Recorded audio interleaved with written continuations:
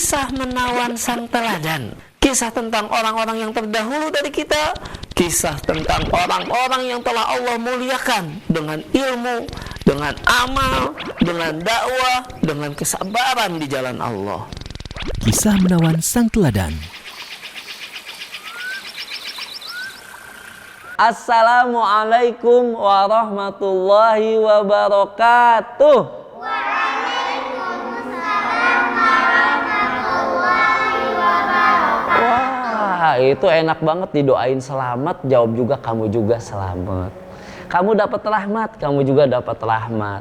Kamu dapat berkah, kamu juga semoga dapat berkah. Itulah saling mengucapkan salam. Nah, di kisah menawan nan teladan kali ini Kak Abu Lukman mau lanjutkan cerita tentang Nabi Musa dan Fir'aun. Apalagi kalau di bulan Ramadan kita cerita, insya Allah dapat pahala lebih banyak ya.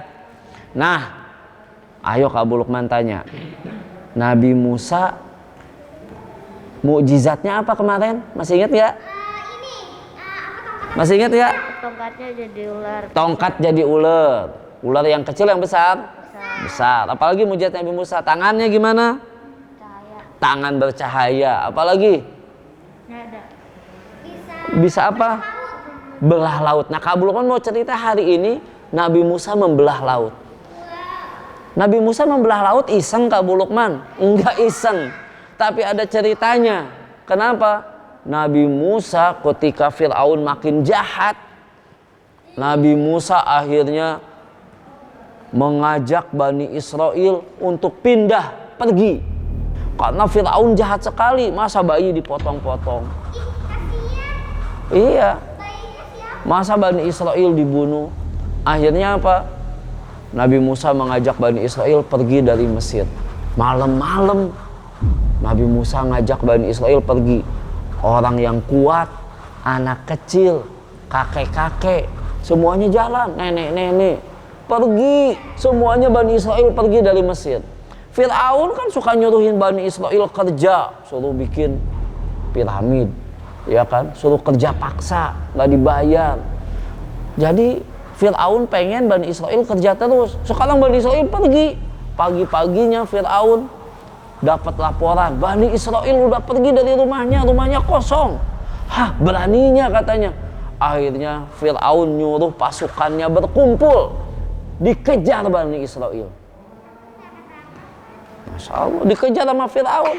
Bani Israel nggak punya senjata yang hebat seperti Fir'aun, tapi Bani Israel pergi dikejar sama Fir'aun pakai senjata yang banyak, pakai kereta, pakai kuda, pakai panah, pakai tombak, mau dibunuh Bani Israel.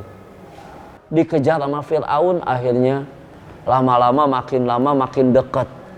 Begitu Fir'aun udah kelihatan, Bani Israel ketakutan. Wih, itu Fir'aun sama pasukannya datang. Kita bakal celaka. Kita bakal kesusul. Mereka ketakutan. Mereka lari. Enggak ke laut, mereka lari. Begitu mereka ketakutan, Hamzah, apa kata Nabi Musa? Sekali-kali kita nggak akan kesusul, kita nggak akan celaka, karena yang nyuruh pergi Allah yang jaga kita. Tapi makin lama Fir'aun makin dekat, Bani Israel juga makin jalannya makin cepat. Tapi karena Fir'aun naik kuda, makin lama makin dekat. Bahkan Nabi Musa di depannya ada Laut Merah, di belakangnya Fir'aun. Udah nggak bisa lari lagi ke depan. Bani Israel udah tambah ketakutan. Kita pasti celaka. Enggak. Kita pasti kesusul. Enggak, kata Nabi Musa. Kita nggak akan kesusul. Akhirnya apa? Allah menyuruh Nabi Musa memukulkan tongkatnya ke laut. Bukan ke laut, ke tanah. Tok, tok, tok, dipukulin gitu. Apa yang terjadi? Ya, jadi Nabi Musa belah laut nggak iseng nyari ikan, belah laut enggak. Tapi disuruh sama Allah menghentakkan tongkatnya, lautnya terbelah. Nabi Musa sama Bani Israel ketika lautnya udah kebelah jadi dua, jadi kayak gunung. Laut kan dalam, kebelah jadi dua. Jadi kayak ada gunung kiri dan kanan. Nabi Musa di tengah-tengahnya dengan Bani Israel lewat. Fir'aun kaget. Tapi Fir'aun karena udah sombong dia harusnya tahu ketika laut kebelah berarti ini mukjizat dari Allah. Berarti Nabi Musa dijaga sama Allah. Harusnya Fir'aun itu takut sama Allah. Tapi karena dia sombong, dia nggak takut sama Allah. Fir'aun malah ngejar Nabi Musa masuk ke dalam laut yang kebelah. Makanya Nabi Musa dengan Bani Israel tetap lewat terus dikejar, makin lama makin dekat. Begitu Bani Israel udah nyampe ke ujung, udah keluar dari laut, yang terakhir juga udah keluar dari laut, Fir'aun baru mau keluar dari laut. Apa yang terjadi? Lautnya yang kebelah itu tertutup lagi. Ayo coba Yusuf, kalau lautnya terbelah lagi, Fir'aun ngapain? Kalau Fir'aun bawa senjata, pakai baju dari besi, habis itu lautnya ketutup, Fir'aun ngapain? Meninggal. Bisa berenang nggak? Orang bisa nggak berenang pakai baju besi, bawa apa namanya, pedang?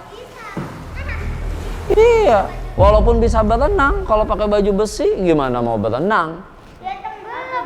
Tenggelam. Kan besi berat jadi tenggelam. Akhirnya Fir'aunnya tenggelam. Ketika Fir'aun tenggelam mau mati, Fir'aun masih sempat ngomong. Apa kata Fir'aun? Aku beriman kepada Tuhannya Nabi Musa dan Harun. Tapi terlambat, udah mau mati baru bilang gitu. Jadi kalau orang mau mati baru mau masuk Islam, dia nggak bisa. Ketika nyawa sudah ditenggorokan, akhirnya Fir'aun ditenggelamkan oleh malaikat maut dan Fir'aun pun mati di Laut Merah. Tapi kalau orang mati di laut dimakan ikan, Fir'aun nggak. Begitu meninggal di dalam Laut Merah, padahal pakai baju besi, sama Allah badannya dikirim ke pinggir. Ketahuan barang apa badannya. Kan kalau tenggelam di laut susah nyarinya, sama Allah dikirim ke pinggir. Sampai sekarang orang masih bisa lihat badannya Fir'aun. Jadi apa? Jadi mumi ya. Badannya oleh Allah diawetkan sebagai pelajaran supaya orang jangan sombong kayak Fir'aun. Walaupun raja yang besar, tentaranya kuat, Allah tenggelamkan di laut, kemudian Allah kirim ke pinggir, sampai sekarang di Mesir ada. Baik, ini saja kisah Nabi Musa dan Fir'aun. Sampai ketemu di lain kesempatan dan semoga bisa mengambil pelajaran. Wassalamualaikum warahmatullahi wabarakatuh. Kisah menawan sang teladan.